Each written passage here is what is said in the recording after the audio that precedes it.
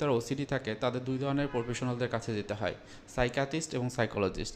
তাহলে তাদের ট্রিটমেন্টটা কীরকম হবে এর বিস্তারিত আমি এই ভিডিওর মাধ্যমে বলার চেষ্টা করব। প্রথমে আমার পরিচয়টা দিয়ে নিই। আমি হচ্ছে আসাদুজ্জামান রাজু, একজন কাউন্সেলিং সাইকোলজিস্ট। বর্তমানে প্র্যাকটিস করছি final mental health care centre, যেটি মিরপুর 2 অবস্থিত।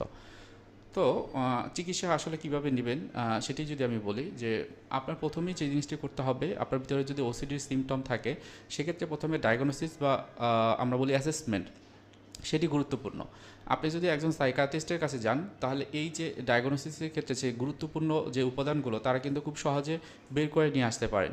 তারা হলো এমএসই বা DSM-5 দ্বারা তারা হচ্ছে যে তাদের এই যে চিকিৎসা করার পূর্বে প্রথমেই অ্যাসেসমেন্ট বা ডায়াগনোসিসটা করে, যেটি হলো খুবই রিলায়েবল এবং যেটি পরবর্তীতে কোনো সাইকোলজিস্ট বা সাইকোলজিস্ট যেই হোক, কাউন্সেলিং বা ক্লিনিক্যাল সাইকোলজিস্ট, সে কিন্তু এটাকে খুব গুরুত্ব সহকারে দেখে।